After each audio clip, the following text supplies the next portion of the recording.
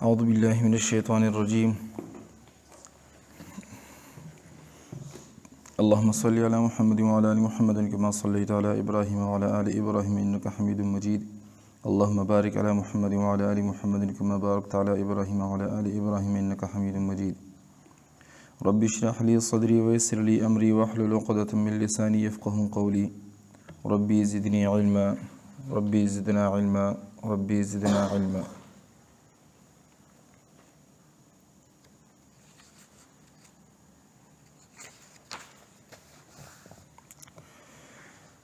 نوع لمعہ میم ساکن اور مشدد کے قاعدوں میں قاعدہ نمبر 1 ہم نے پڑھا تھا، حرف غنہ میم جب مشدد ہو اس پر ایک الف کی مقدار رکنا پڑتا ہے، آواز خیشوم سے نکال کے اس کو غنہ کہتے ہیں۔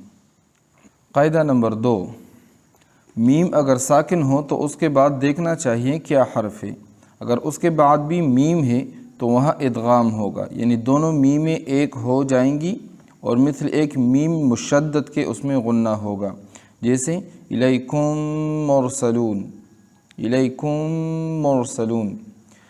جب دو میم، پہلا میم ساکن اور دوسرا متحرک ایک ساتھ آ جائیں تو دونوں کو مدغم کیا جاتا ہے، یعنی دونوں کو ایک ساتھ پڑھا جاتا ہے، ایسے نہیں کہ الیکم مرسلون، نہیں، اس کو مدغم کر کے ایک دوسرے میں اس کو ادغام کر کے مدغم کر کے پھر ایک ساتھ پڑھا جاتا ہے غنہ کے ساتھ، ٹھیک ہے، جیسے الیکم مرسلون۔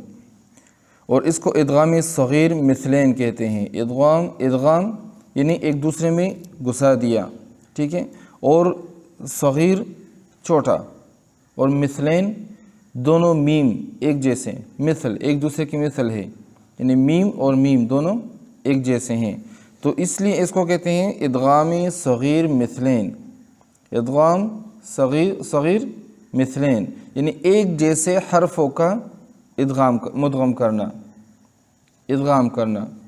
ایک جیسے حرفوں کو مدغم کرنا، ٹھیک ہے۔ اور اگر میم ساکن کے بعد با ہے تو وہاں غنہ کے ساتھ اخفا ہوگا، غنہ کے ساتھ اخفا ہوگا، جیسے میں نے آپ کو بتایا تھا الیکم جب آپ پڑھو گے تو ہونٹوں کو تھوڑا سا کھلا رکھنا ہے، نرمی کے ساتھ کھلا رکھنا ہے، ٹھیک ہے، اور جب با کی ادا کا وقت آ جائے تو پھر ہونٹوں کو زور دے کے پڑھنا ہے۔ اس کو کیا کہتے ہیں؟ اخفا۔ اس کو کیا کہتے ہیں؟ اخفا، یعنی میم کو تھوڑا سا ادا کیا، اس کے بعد با کو سختی سے ادا کیا، ٹھیک ہے، شدت کی وجہ سے شدت اس میں آ جاتی ہے، تو اس کو کہتے ہیں اخفا، میم کو تھوڑا سا ادا کرنا اور پھر اس کے بعد با ادا کرنا سختی کے ساتھ، اس کو کیا کہتے ہیں؟ اخفا۔ اور اگر میم ساکن کے بعد با ہے تو وہاں غنہ کے ساتھ اخفا ہوگا، اور اس اخفا کا مطلب یہ ہے کہ اس میم کو ادا کرنے کے وقت دونوں ہونٹوں کے خشکی کے حصے کو بہت نرمی کے ساتھ ملا کر غنہ کی صفت کو بقدر ایک الف بڑھا کر خیشوم سے ادا کیا جائے۔ بات سمجھ گئے آپ لوگ؟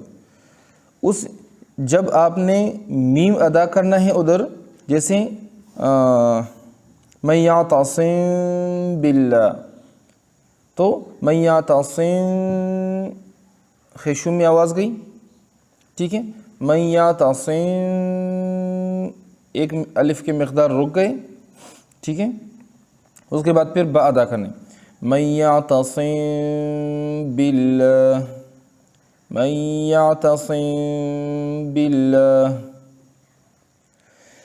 اچھا، اگر میم ساکن کے بعد با ہے تو وہاں غنہ کے ساتھ اخفا ہوگا، غنہ کے ساتھ اخفا ہوگا۔ اس اخفا کو کیسے ادا کرنا ہے اس کا طریقہ بتاتے ہیں۔ اس اخفا کا مطلب یہ ہے کہ اس میم کو ادا کرنے کے وقت دونوں ہونٹوں کے خشکی کے حصے کو بہت نرمی کے ساتھ ملا کے، خشکی کا حصہ، من یعتصم باللہ، من یعتصم باللہ، اور میم ادا کدھر سے ہوتا ہے؟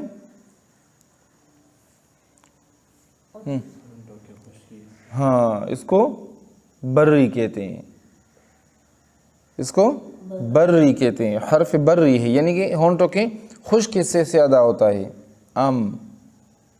اور با اب بحری یعنی ہونٹوں کے تر حصے سے ادا ہوتا ہے. تو میم کے ادا کے وقت تھوڑا سا نرمی سے ادا کریں. بہت نرمی کے ساتھ ملا کر غنہ کی صفت کو بقدر ایک الف کے بڑھا کر خیشوم سے ادا کیا جائے. کدھر سے ادا کیا جائے؟ خیشوم سے. اور غنہ کا مطلب یہی ہے کہ آواز خیشوم سے ادا کرنا. پھر اس کے بعد ہونٹوں کے کھلنے سے پہلے ہی دونوں ہونٹوں کے نرمی کے حصے کو سختی کے ساتھ ملا کر با ادا کیا جائے. جیسے من یعتصم باللہ، من یعتصم باللہ. مشق کریں. ہاں من یعتصم باللہ. اور اس کو اخفاء شفوی کہتے ہیں. اخفاء شفوی. اخفاء کہتے ہیں چھپانے کو، یعنی پورا جو غنہ ہے وہ ہم نے ادا نہیں کیا یا پورا حرف ادا نہیں کیا. اور اس کے ساتھ شفوی یعنی ہونٹوں میں ہم نے میم کو تھوڑا سا چھپا لیا. جیسے من یعتصم باللہ، یعتصم باللہ. ٹھیک ہے. اخفاء شفوی چونکہ یہ اخفاء ہونٹوں سے ہوتا ہے اس لیے اس کو اخفاء شفوی کا نام دیا. اور اگر میم ساکن کے بعد میم اور با کے سوا کوئی حرف ہو تو وہاں میم کا اظہار ہوگا، یعنی اپنے مخرج سے بلا غنہ ظاہر کی جائے گی. جیسے انعمت، اور اس کو اظہار شفوی کہتے ہیں. اظہار شفوی میں نے آپ کو بتایا تھا. بعض لوگ میم کو جھٹکا دیتے ہیں،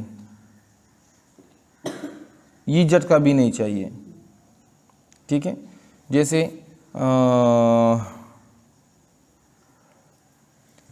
یمدہم فی، یمدہم فی ہم، یہ غلط ہے. اسی طرح یمدہم فی، یہ بھی غلط ہے. صرف با میں اخفا ہوگا.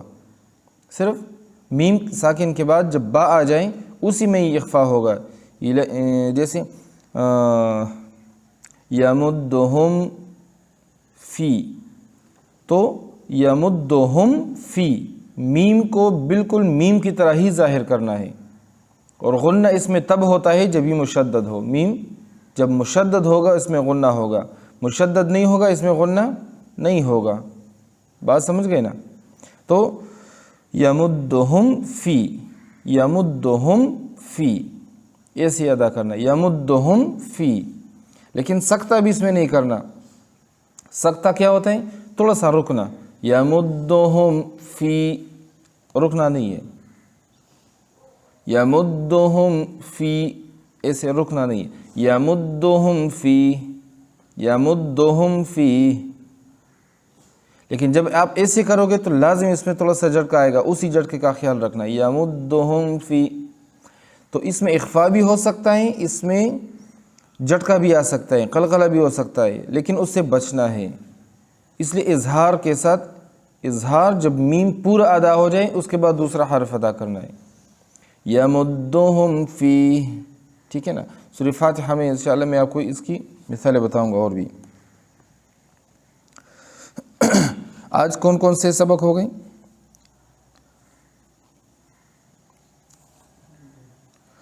ادغام صغیر مثلین. ادغام صغیر مثلین، اس کا کیا مطلب ہے؟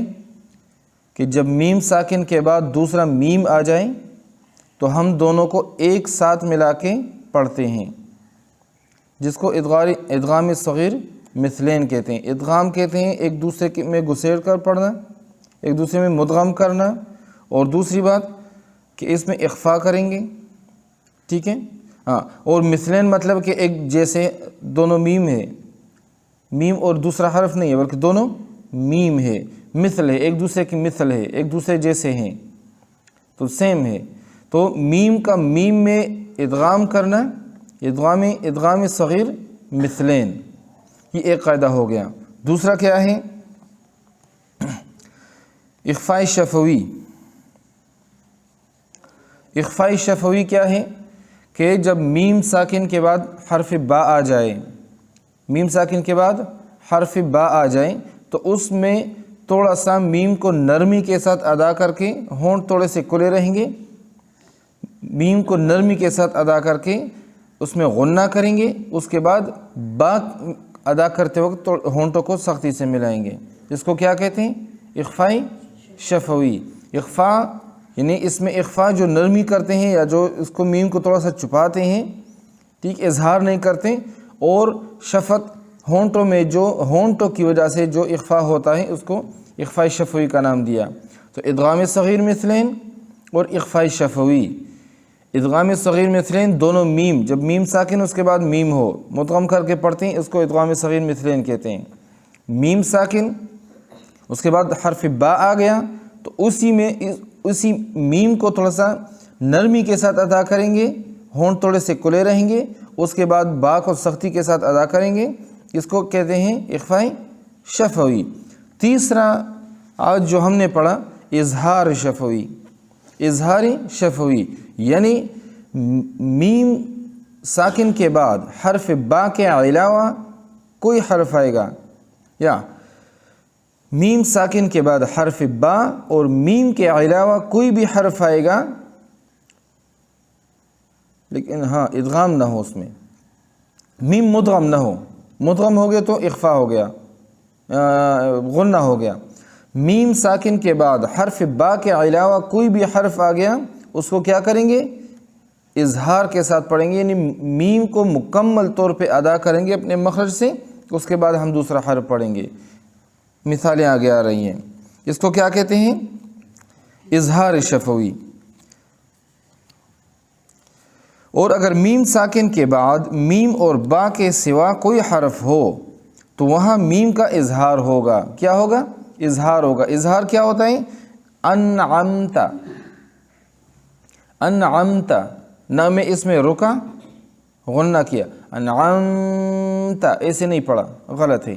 انعمت، انعمت علیہم، پھر انعمت علیہم غیر، انعمت علیہم غیر المغضوب، ٹھیک ہے نا، انعمت علیہم۔ تو میم ساکن کے بعد حرف با اور واو کے حرف با اور میم کے علاوہ جو بھی حرف آئے گا اس میں اظہار کریں گے، اس کو مکمل طور پہ ادا کریں گے، اس میں کچھ چھپائیں گے، کمزوری اس میں کچھ نہیں لائیں گے، ٹھیک ہے۔ کیسے پڑھیں گے؟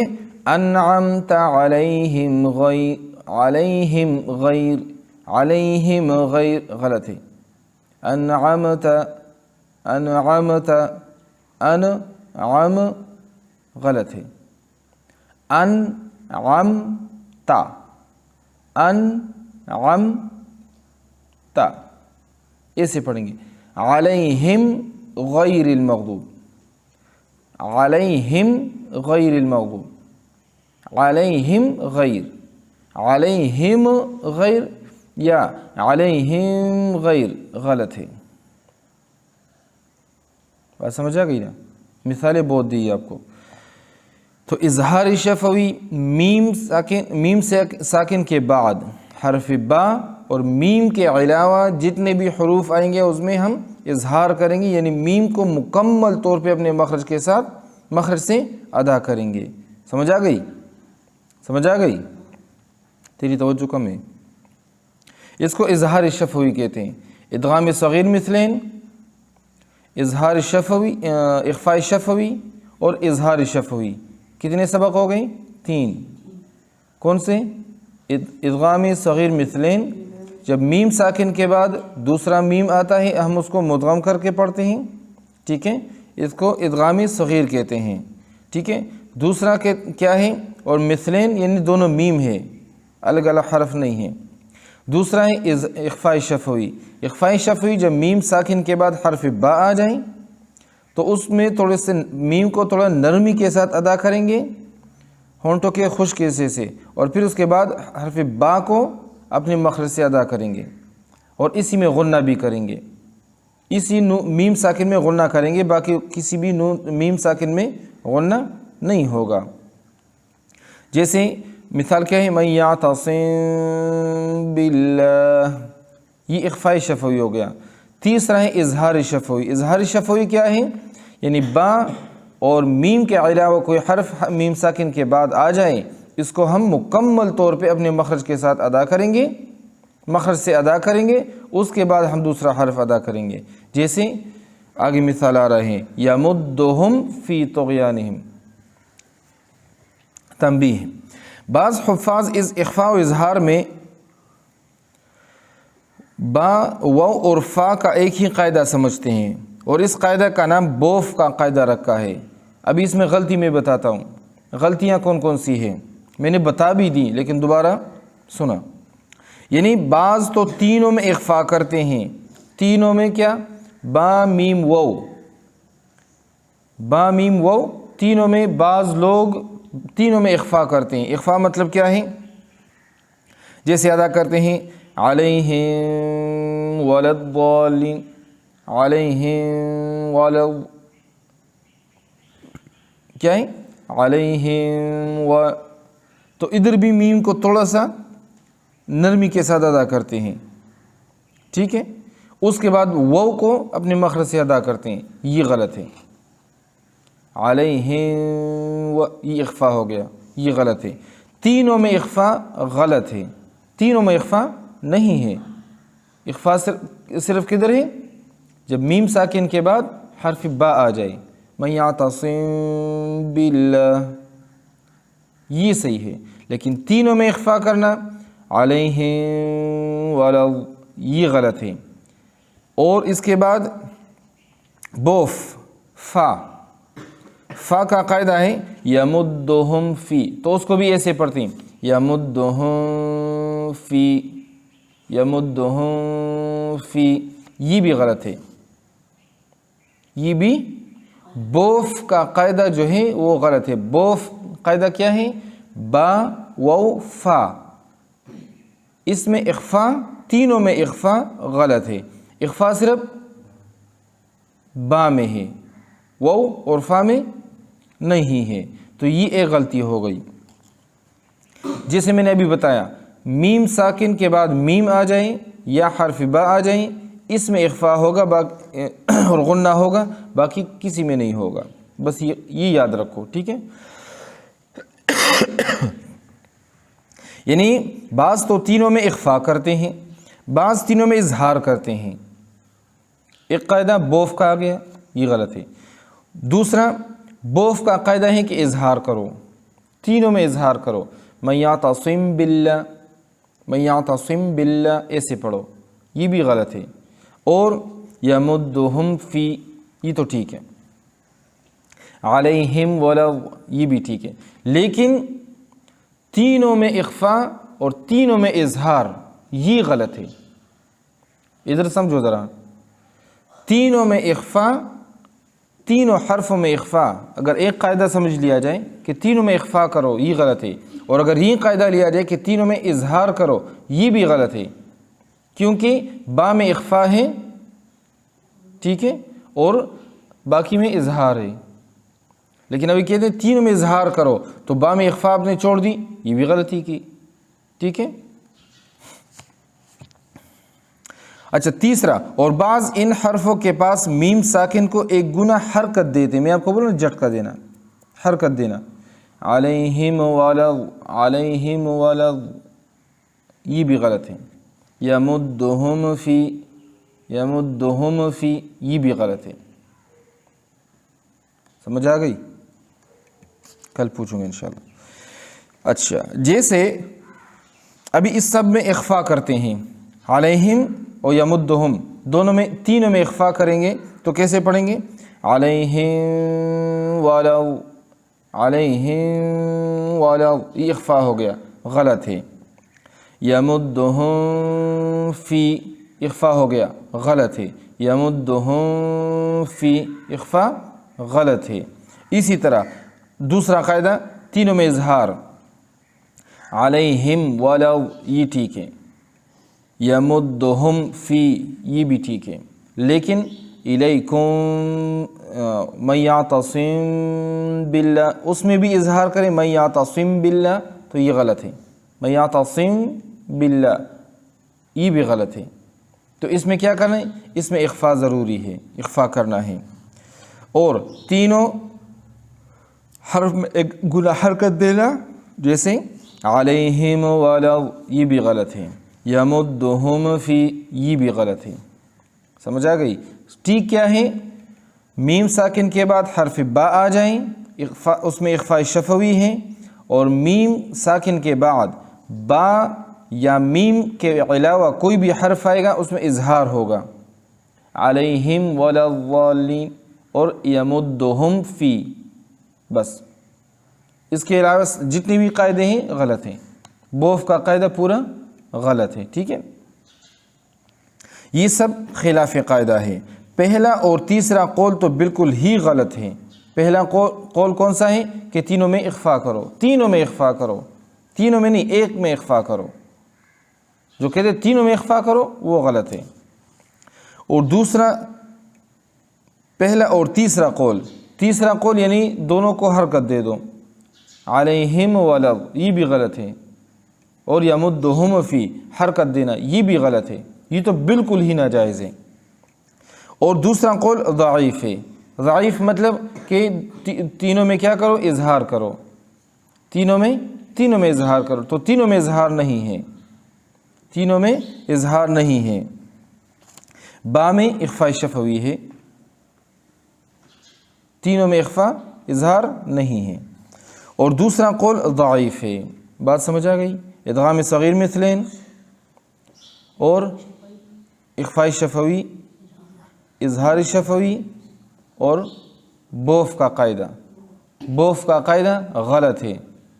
बोफ का कायदा इससे बचना चाहिए, इसलिए इधर बताया कि कुछ लोगों में मशहूर था उस वक़्त जब ये किताब लिखी जा रही थी, आजकल तो ये ख़त्म है, लेकिन हम लोग तो ऐसे ही गलत पढ़ते हैं। रब्बना इग़फिर लना ज़ुनूबना व कफ़िर अन्ना सय्यिआतिना व तवफ़्फ़ना मअल अबरार। रज़ीतु बिल्लाहि रब्बन व बिल-इस्लामि दीनन व बिमुहम्मदिन सल्लल्लाहु अलैहि वसल्लम रसूलन नबिय्यन। अल्लाहुम्मा रब्बि इरहमहुमा कमा रब्बयानी सग़ीरा। रब्बना तक़ब्बल मिन्ना इन्नका अंतस समीउल अलीम व तुब अलैना इन्नका अंतत तव्वाबुर रहीम। व सल्लल्लाहु तआला अला खैरि ख़ल्क़िही मुहम्मदिन व अला आलिहि व अस्हाबिही अजमईन।